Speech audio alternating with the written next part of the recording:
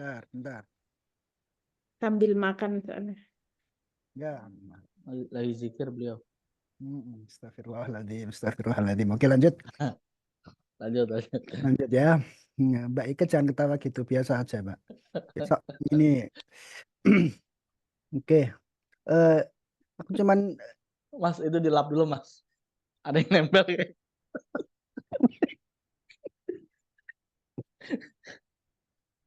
Lanjut, lanjut. lanjut ya. Jadi coba aku ingin tahu ya. Dari penelitian terdahulu itu kan ada pengembangan desain macam-macam itu. Selama ini di dalam disertasi itu dia pakai teori apa gitu. Pengembangan teori apa. Gitu biasanya kan kalau coba-coba ini gimana tuh ini judulnya? Tadi Mbak Dalu, tampilin lagi dong. Mm-mm. Nah, ini mantep nih. Iya, judulnya memang luar biasa ini. Oke, Pengembangan desain, pembelajaran pembelajaran. berbasis kearifan lokal dan pendidikan akhlak. Oke, untuk meningkatkan literasi sains. Gitu. Coba teorinya apa? Teorinya apa? Coba di di ke bawah paling. Tapi memang di latar belakang itu harus ada teori juga ya, Cak? Muncul di pertengahan sebenarnya. Di Oh, pertengahan oke, atau di oke. akhir apa latar belakang itu ini saya loh ya, latar belakang itu muncul sehingga dari latar belakang yang menarik itu sedikit kita mau ambil teori apa sehingga layak untuk dijadikan disertasi. Kira-kira begitulah yang di akhir-akhir paragraf itu. Oke, oke. Istimewa sekali. Bentar. Hmm. Insya Nah, Allah. ini Itu belum ada, ada Mas Sofi, baru awal-awal tentang itu tadi di bawah itu, Mbak. Berarti baru sejenis konsep begitu ya, ya konsep konsep-konsepnya ini belum konsep-konsep sampai ke judul begitu ya. ya. Jadi teori mau ambil teori yang Di Itu bawah tadi apa tuh, lebih Mbak? ke pembelajaran kontekstual itu tadi. oke, pembelajaran kontekstual paling ya. Ya Pembelajaran ini kontekstual di nanti dimasukkan ke sini. mana? Dimasukkan di mana? Ya ini eh, Hmm, pembelajaran belajar dan pembelajaran pembelajaran, ini belajar. karakter gitu. Oke, langsung. Baru definisi-definisi guys. Oke, perangkatnya belum, perangkat analisa belum dimasukkan ya, perangkat analisa untuk Ya pembelajaran belum. kontekstual ya. Iya belum. Prof. Prof. Iya Prof. Baik. Prof. Nah, punya Mas Sofi coba mungkin ditampilkan semacam apa gitu. Kalau yang Jangan, kalau yang Jangan, saya lihat itu jangan karena masih dibongkar dulu, Cak, itu, Mbak. jangan gitu, jangan gitu. Jangan Iya, gitu, Mbak. iya ada Jangan gilirannya dibongkar dulu masing-masing. nanti. Ini iya kan ya. punya Mbak Jadi Dalu aja dulu. itu. Tadi kan Atau next, oke ya, saya ya coba ya, punya saya coba dulu. Misalkan begini, bentar. Kalau saya misalkan kemarin sempat diskusi dengan apa namanya Prof. Naima. Prof. Naimah dengan Prof itu memang ya apa yang saya sampaikan ke apa Pak Sigit begitu Prof Sigit itu memang ya dinamikanya memang berbeda antara promotor dan kopromotor begitu. Promotor mintanya ini teori ini kopromotor juga mintanya seperti ini. Tapi ya kayaknya secara kualitas apa ya kekuatan kekuatan apa namanya powernya sedikit banyak kita ngikuti yang promotor, kopromotor nanti kita diskusi aja baiknya bagaimana gitu kira-kira begitu. Ini sudah ada Pak Sigit ini Prof Sigit kemungkinan ya Prof monggo lah Suyadi. Prof Suyadi nggih Prof Suyadi Pak Sigit. Prof Suyadi sakit nanti gantian monggo nanti saya terakhir-terakhir. Oke, baik. Terima kasih, Prof. Alhamdulillah, Prof Suyadi sudah sampai rumah ya. Alhamdulillah. Dan tadi presentasi dari Mbak Dalu, Prof, terkait latar belakang rumusan masalah dan tadi apa tujuan, Mbak. Boleh ditampilin lagi, Mbak, biar nanti akan diinikan langsung oleh Prof Suyadi.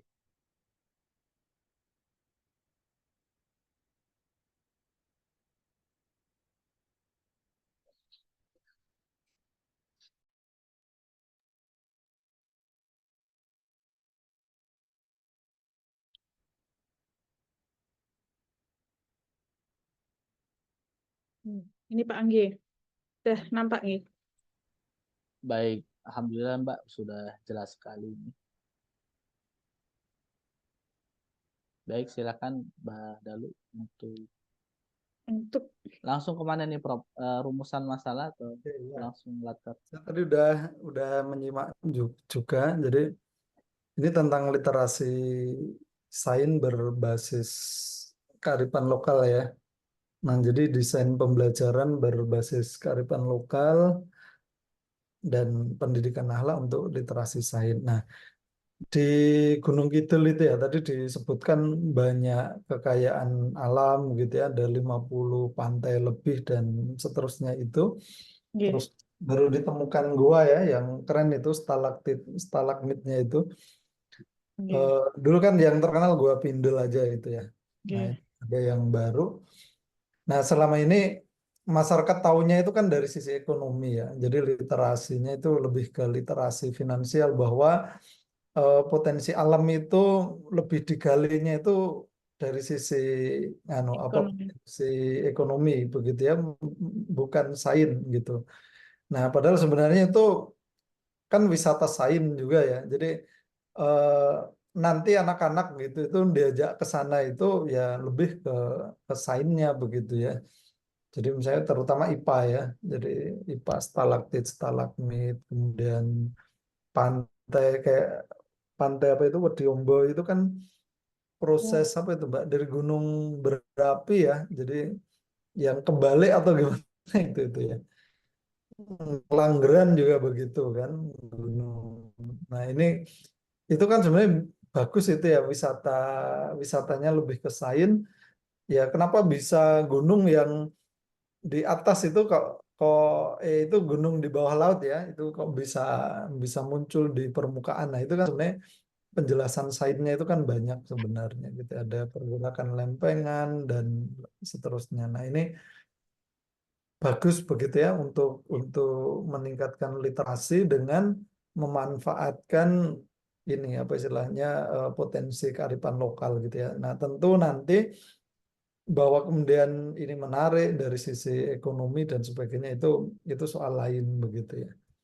Nah, cuma yang memang saya sendiri, saya orang Bantul, lihat Gunung Kidul itu ya pantai gitu ya, tapi tidak pernah berpikir kayak anak-anak saya gitu ya, itu nggak pernah berpikir itu dihubungkan dengan sains gitu ya. Nah, padahal ini sebenarnya lebih mudah dipahamkan ke anak tentang sains itu kalau langsung diajak ke lapangan gitu ya.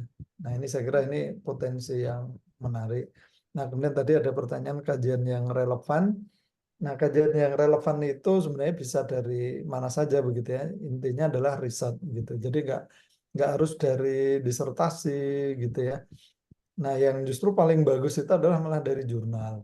Nah, kalau jurnal pun upayakan itu jurnal-jurnal internasional gitu ya. Kemudian nanti ada yang jurnal nasional gitu. Itu jauh lebih baik itu.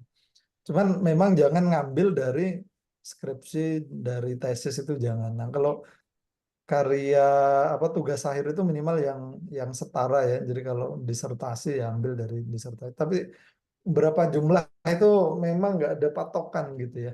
Nggak ada patokan harus sekian. Memang ada kampus yang strict misalnya kajian dari jurnal itu misalnya 20, kemudian dari itu jurnal internasional ya, jurnal nasionalnya 10, buku 10. Nah, ada yang begitu gitu ya. Cuman memang di panduan akademik kita belum se-rigid seperti itu tentang jumlahnya. Nah, kalau teori-teori yang dipakai ya berarti kan tadi ya ada literasi sains, desain, pembelajaran dan sebagainya. Nah, ini kan S3 ya, itu harapannya nanti dari riset yang dilakukan itu nanti ketemu teori baru gitu ya. Jadi menemukan teori baru. Misalnya kayak Mbak Daluti ini tadi selama ini kan misalnya potret terkait dengan kearifan lokal Gunung Kidul ini kan dijualnya itu kan dalam perspektif ekonomi ya, gitu ya. Pariwisata gitu ya. Nah, sekarang coba itu ditemukan perspektifnya itu lain, sains gitu misalnya. Jadi ini bagus. Nah, ini kan teori ya, teori baru. Nah, apalagi kalau itu dibuat menjadi desain pembelajaran begitu ya, itu nanti keren gitu ya. Malah nanti misalnya Mbak Dalut itu malah bisa jadi kayak brand ambasadornya ini apa eh, wisata sains Gunung Kidul gitu ya, kayak Ngelanggeran itu kan juga gitu kan, itu orang dulu nggak, tapi itu sainsnya banyak gitu yang Ngelanggeran gitu ya. Nah ini misalnya nanti bagus itu Mbak Daluti malah bisa ketemu teori ya tadi pembelajaran sains, kemudian nanti bisa dikembangkan wisata sains dan seterusnya. Nah itu harapannya ya, jadi ketemu satu teori yang baru gitu. Oke, menurut saya itu bagus, menarik dan eh, ya nilai kebaruannya ada gitu ya, karena ini berbeda kok dengan yang lain-lain gitu yang hanya melihat dari perspektif untung gitu, perspektif wisata gitu. Oke, ya, dari saya itu tambahan. Kalau untuk rumusan masalah, Prof, ada Oh ya, coba dibuka lagi Mbak. Sorry.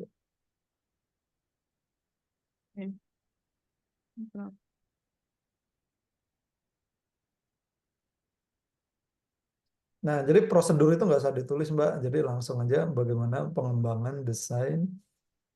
Nah, otomatis kan di dalamnya ada proses ya. Iya. Ada prosedur, jadi nggak usah. Kemudian bagaimana efektivitas ya. Iya. Efek penerapan. Oh, ini ada kelayakan nggak nanti itu? Jadi Ada. sebelum keefektifan itu atau bagaimana efektivitas itu ya. Jadi kelayakan dulu Mbak. Jadi B-nya misalnya. Jadi kelayakan desain pembelajaran apa itu berbasis kearifan lokal itu. Iya. Karena itu kan masuk ke dalam prosedur, misal pakai ADI, ya Prof, itu nanti kelayakannya ada di ahli-ahli itu atau bukan, atau menjadi bagian tersendiri, Prof? Iya, jadi AD itu kan apa? A-nya itu As, analisis, analisis ya. Analisis, develop, develop, desain, desain dulu kan? Desain dulu. desain, desain, Desain, develop, develop, I-nya itu implementation, implementation, E-nya evaluation. G. Berarti Nah, maksudnya kelayakan itu masuk di evaluation gitu. G. Kalau G. kalau kalau yang A itu kan bagaimana membuatnya ya Mbak ya. Jadi lebih G. nah nanti sistem evaluasinya itu apa gitu ya. Nah, kemudian yang kelayakan itu yang nanti uji ahli itu. Oh ya. Nah, baru setelah uji ahli itu kan nanti uji lapangan gitu ya. Uji lapangan itu nanti uji efektivitas itu. Kalau G. yang kelayakan ini kan nanti uji dari misalnya validasi itu kan sebenarnya sama kayak validasi ahli gitu ya. Ya misalnya ahli materi, bahasa dan lain-lain. Ya, ya. Mungkin Berarti itu. satu, Prof. Ya.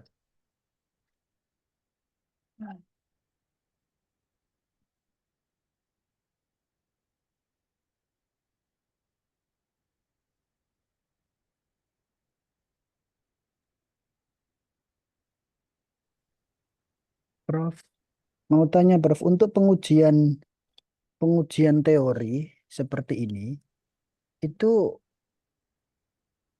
ini setiap baiknya itu setiap rumusan apa ya istilahnya ya.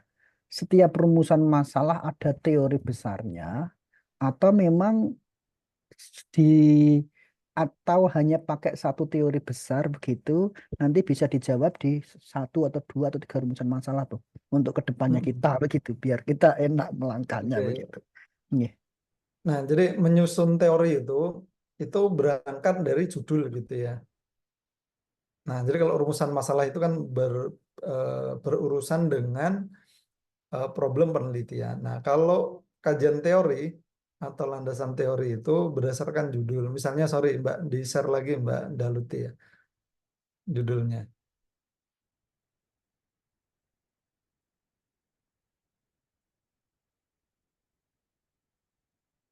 Oke, coba di highlight. Ini berarti yang dicari apa ini? Teori yang dicari ini apa? Desain Sorry, pembelajaran, satu-satu. Oke, desain pembelajaran dikasih warna dulu, Mbak. ya, terus pendidikan akhlak, Oke, desain literasi pembelajaran. sains, Kearifan literasi, lokal dulu. oh kearifan lokal, Oke, terus pendidikan akhlak. pendidikan akhlak, Mm-mm. literasi sains. Iya, ada 4 itu ya yang nanti dicari. Bahwa nanti di dalamnya itu ada sub-sub, itu silahkan. Tapi nanti yang harus dicari di landasan teori itu 4 ini. Nah, kenapa 4? Jadi judul itu kan biar kita diskusinya nggak kemana-mana gitu ya. Ini untuk membatasi, jadi membatasi istilah. Jadi yang mau dicari apa sih yang dimaksud desain pembelajaran dalam penelitian ini gitu ya.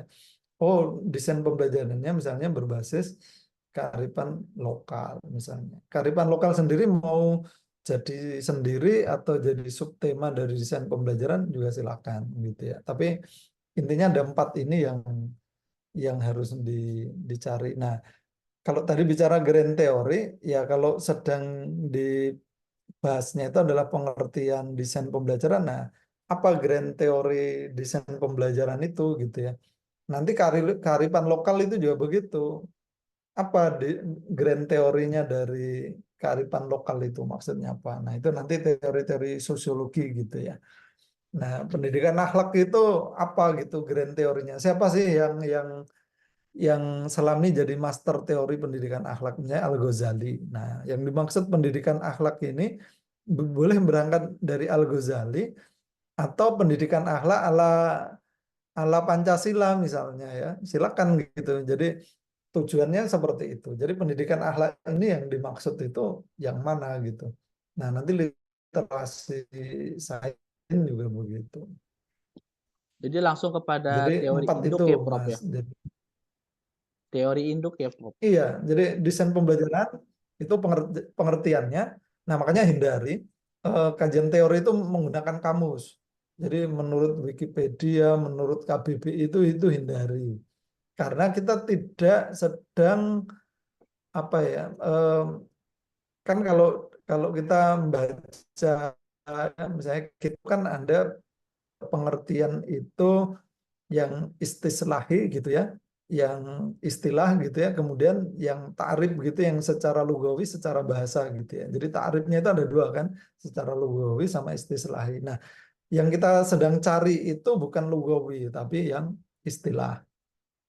Yang dari istilah ini apa gitu. Kecuali memang penelitian kita itu kebahasaan. Nah, itu kita pakai kamus nggak apa-apa. Tapi nah, desain pembelajaran itu pengertian kamus dengan pengertian teori itu berbeda begitu ya. Nah, jadi ini untuk membatasi begitu ya. Gitu. Nanti yang lain juga begitu. Tadi sempat ada diskusi, Prof, terkait di latar belakang apakah memang diberikan teori induk gitu, Prof, atau seperti apa gitu. Oke. Ya, Mungkin mestinya yang nggak usah. Nah, jadi namanya juga background ya, latar belakang masalah gitu ya. Tapi kalau disenggol sedikit di awal itu nggak apa-apa gitu ya. Disenggol sedikit saja itu nggak apa-apa. Nanti kajian teori itu, pengertian-pengertian itu udah ada tempatnya. Jangan diulang-ulang, nanti di latar belakang ada, di kajian teori ada. Jadi latar belakang masalah itu fokus kepada apa sih yang melandasi penelitian ini dilakukan. Ada problem apa gitu ya. Dulu udah kita sampaikan problem itu bisa yang positif, bisa yang negatif begitu. Nah, sehingga tema ini diangkat, tema ini diambil, penelitian ini dilakukan gitu ya. Karena ada narasi sebelumnya. Jadi latar belakang masalah itu narasi yang menghantarkan kepada penelitian ini penting dilakukan. Penelitian ini perlu dilakukan gitu. Oke. ada Ya. ini bro. Terus, lanjut. Silakan, Oke. Cak. Jadi begini bro. Tadi kan judulnya besarnya kan pembelajaran apa namanya itu Desain. desain pembelajarannya, desain itu kan. Itu maksud saya dari sekian judul itu eh, bisa tidak diambil satu teori besar begitu sehingga menjadi inti dari analisa dari disertasi ini, bro. Itu. Atau memang tadi dari judul itu dicari beberapa titik-titik sehingga dijelaskan detail dengan grand teori dari titik-titik itu bisa tidak atau mungkin atau satu teori dari keseluruhan ini loh dari sekian kata-kata judul itu saya memakai teori yang ini misalkan itu atau gimana bro itu tadi masih belum Boleh, boleh bisa jadi boleh. boleh. Iya, jadi sampaikan dulu teori besar, teori yang banyak itu. Nah, kemudian yang mau teman-teman pakai itu dari sekian itu yang mana? Oke, nggih, nggih, nggih, nggih. Ya, jadi jangan langsung nembak yang ini gitu, tapi sampaikan dulu yang umum begitu ya. Nah, baru Nggih, nggih. kemudian, nah yang akan dipakai dalam penelitian ini adalah yang ini misalnya. Nah, itu silakan. Nggih, nggih, nggih. Siap, siap, Prof. Oke.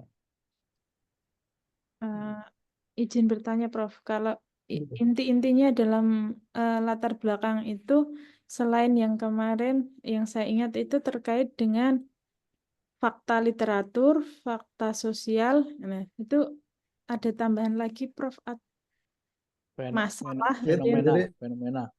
fenomena. ya, jadi fakta sosial itu kan fenomena ya. Jadi fenomena yang terjadi misalnya tadi misalnya perlu diangkat ya selama ini eh, kearifan lokal di Gunung Kidul hanya lebih dimanfaatkan untuk kepentingan ekonomi dan sebagainya kan. Nah, ini kan problem begitu ya. Nah, sementara penelitian nah nanti intinya Mbak Dalut itu ingin mengangkat yang ingin peneliti lakukan itu adalah literasi sains bahwa itu sebenarnya bisa menjadi sarana pembelajaran gitu, pembelajaran sains untuk anak-anak tidak sekedar ekonomi. Nah, itu fakta sosial gitu ya. Jadi cerita tentang selama ini hanya dieksploitasi untuk kepentingan ekonomi saja, untuk pariwisata saja, nggak pernah disinggung bahwa itu media pembelajaran yang sangat efektif untuk mengajarkan kepada anak-anak gitu ya.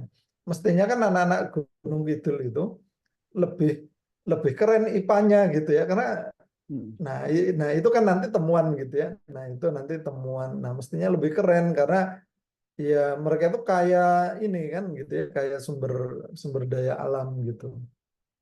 Nah, termasuk kalau dalam konteks makro ya, kita Indonesia ini kan kaya raya ya, semuanya ada gitu ya, pertanian oke, tambang apapun ada, kekayaan laut melimpah gitu ya.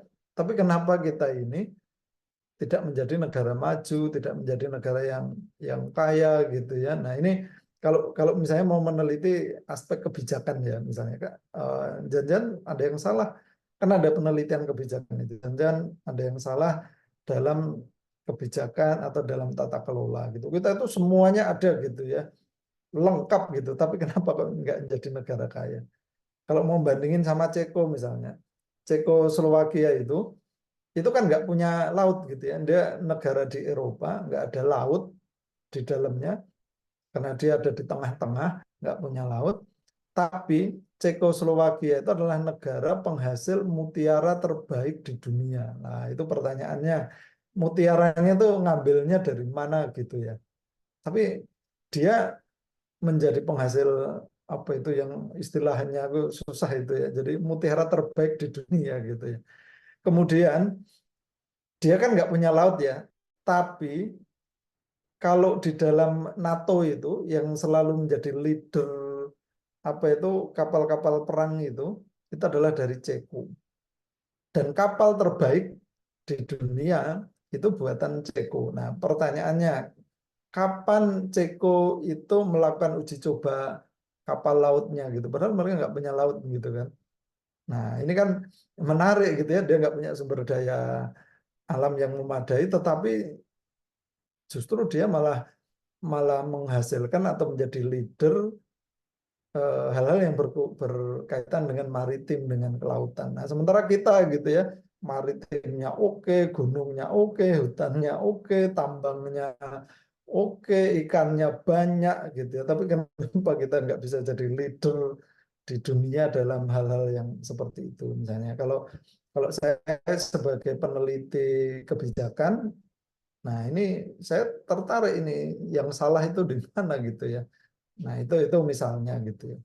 Nah, Mbak Daluti juga seperti itu. Jadi selama ini tadi hanya eksploitasi aspek ekonomi saja, padahal sebenarnya ya mestinya anak-anak Gunung Kidul itu lebih lebih lebih bisa menjelaskan tentang sains dibanding anak Bantul, Sleman dan sebagainya yang mungkin orang Kota-kota. Sleman nggak punya pantai, orang kota nggak punya pantai gitu. Yang punya kan orang Gunung Kidul, Bantul dan Kulon Progo, dan tadi ternyata ada 50-an lebih ya. Nah, itu Bantul aja kan cuma berapa gitu ya pantainya. Nah, mestinya dari sains IPA-nya lebih keren gitu ya. Nah, itu misalnya Mbak, di latar belakang masalahnya.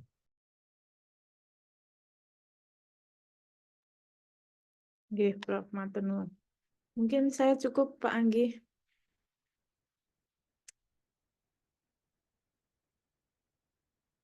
Oke, baik. Terima kasih Mbak Dalu atas hasil pemaparan ya, hasil proposalnya. Baik, kita lanjut ke Mbak Ike. Baik, Mbak Ike, silakan boleh disampaikan hasil dari proposal. Izin share screen Pak Andi, Prof. Baik, silakan Mbak Ike. Sampun terlihat nggih? Pak Andi. Assalamualaikum warahmatullahi wabarakatuh. Izin untuk menyampaikan proposal Salam. diskusi saya, Prof. Suyadi, Pak Anggi, Pak Sofi, dan Bu Daluti. Judul yang kemarin disepakati dengan Prof. Suyadi, yakni pengembangan NFT collection berbasis web untuk display hasil karya lukis siswa sekolah dasar untuk investasi dana pendidikan jangka panjang.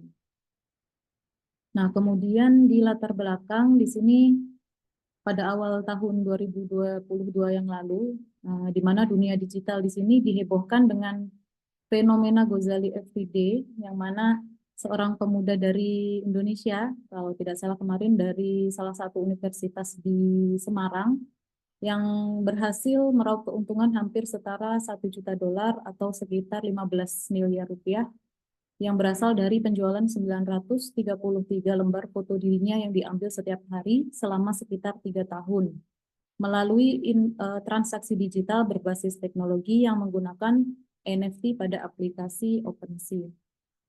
Nah, di sini untuk yang NFT dari fenomena Ghazali tersebut, Ghazali Everyday, karena dia menggunakan marketplace yang bernama OpenSea gitu. Nah, untuk judul saya di sini nanti kita pengembangan gitu, Prof, pengembangan NFT collection-nya. Jadi kita membuat marketplace sendiri. Selanjutnya, nah mengacu pada pengertian NFT Ethereum dan yang lain, NFT di sini merupakan token yang dapat digunakan untuk mewakili kepemilikan atas suatu objek unik. Pada pihak pengguna NFT membiarkan Ethereum sebagai pihak otoritas dalam aplikasi tersebut untuk menandai hal-hal seperti seni, kemudian barang koleksi, bahkan real estate. Nah, NFT di sini atas suatu objek hanya dapat dipegang oleh satu pemilik resmi pada suatu waktu dan mereka diamankan oleh blockchain Ethereum. Nah, di sini untuk yang melatar belakangi dalam hal seni lukis anak tingkat dasar begitu ya. Sejauh ini karya lukis anak itu belum mendapatkan tempat dan perhatian yang layak dari berbagai pihak, sehingga lukisan anak belum diapresiasi dengan baik. Seni lukis anak ini masih dipandang sebelah mata sebagai karya seni anak yang diproduksi lewat bermain, sehingga masih jarang orang memperlihatkan karya tersebut. Dalam hal ini termasuk juga guru sendiri kurang begitu apresiasi dan peduli dengan lukisan karya anak. Padahal seni lukis anak bermuatan simbolik, metaforik, manipulasi objek, ekspresi diri, kesan dan pesan tertentu sesuai perkembangan psikologis anak tersebut. Nah, dalam perspektif pendidikan, seni ini dipandang sebagai salah satu alat atau media untuk mendidik anak. Pembelajaran melalui seni memberikan keseimbangan antara intelektualitas dengan sensibilitas, rasionalitas dengan irasionalitas, dan akal pikiran dengan kepekaan emosi agar manusia memanusia. Bahkan dalam batas-batas tertentu, pendidikan seni menjadi sarana untuk mempertajam moral dan watak. Hasil karya lukis anak yang pada pembelajaran itu biasanya hanya untuk tugas gitu Prof ya. Mendapatkan nilai saja, kemudian dengan NFT ini bisa dipamerkan secara global dengan memanfaatkan teknologi yang ada. Nah, kehadiran NFT ini dianggap cukup revolusioner sampai-sampai banyak pihak menyebut bahwa benda tersebut akan menjadi pintu masuk bagi manusia untuk memanfaatkan Web3. Nah, apa itu Web3? Jadi untuk teknologi internet di sini berevolusi ya, mengikuti perubahan dan cara manusia mengkonsumsi internet. Jadi zaman dulu sekitar tahun 1990 sampai 2005 itu kita ada di era Web 1, Web 1, yang mana internet itu hanya bisa kita baca. Nah, kemudian masuklah kita di era Web 2 atau Web 2 dari tahun 2005 hingga 2020. Yang sekarang juga masih eksis ya, Web 2 ini kita bisa upload data, kemudian transaksi data. Jadi selain membaca, kita juga bisa berinteraksi di dalam internet tersebut. Nah, kemudian bedanya apa dengan Web 3? Bedanya untuk Web 2 di zaman ini ya yang masih berjalan, server itu masih dipegang oleh raksasa perusahaan-perusahaan besar. Contoh kecilnya misalkan kita mempunyai data-data foto, video, dan lain sebagainya, kemudian kita upload di akun Meta atau akun Facebook kita, gitu ya, atau Instagram. Nah, kita menganggap itu data milik kita.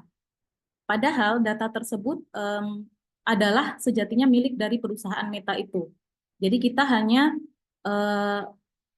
berinteraksi saja di dalam aplikasi tersebut, gitu. Jadi kepemilikan data itu sebenarnya bukan milik kita. Nah, jika suatu hari nanti, misalkan ya, Meta akan menentukan berbayar jika kita untuk mengakses data kita sendiri, itu bisa. Karena data-data kita ada di servernya mereka. Gitu. Nah, kemudian Web3 ini datang sebagai solusi.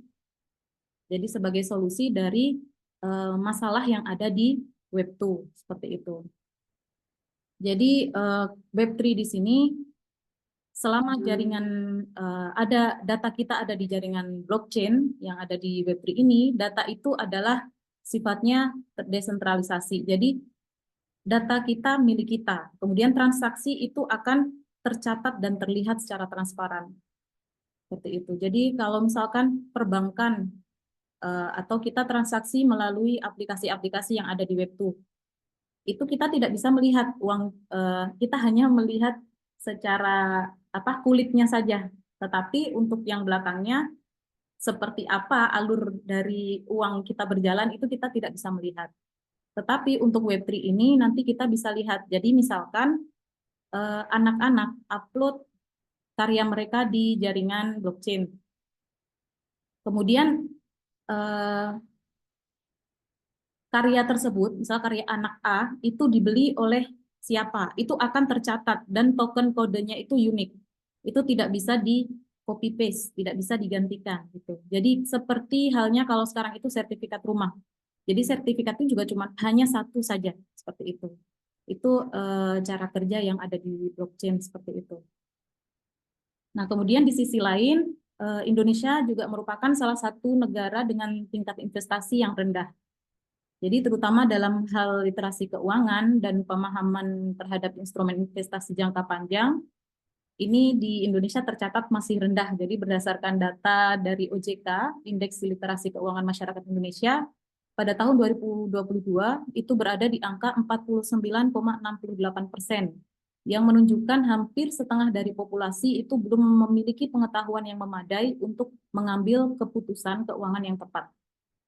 Nah, jadi kenapa saya mengangkat judul ini? Kenapa saya akan membuat inovasi berupa pengembangan NFT collection ini, yang mana nanti mendorong anak-anak untuk lebih melek teknologi. Selain itu, juga investasi digital seperti itu. Karena apa? Mbak, Data sorry ya. ini rumah saya itu dekat masjid ya. Oh, Jadi nggih, saya nggih, Prof. izin ya maksimal 10 menit ya untuk ke masjid ya. Nggih, nggih, Prof. Monggo, Ya, Prof. jadi kita pause Kita jeda dulu nggih, sebentar Prof. ya, jeda dulu teman-teman bisa sholat gitu ya. 10 menit sampai 15 menit ya. Sorry ya. Nggih, Baik, baik, baik, siap. Prof. Ya, saya nggak enak karena rumah saya itu mepet masjid persis. Nggih, Prof. Oke, ya saya izin sholat dulu, teman-teman juga sholat dulu silakan. Siap, siap, Prof.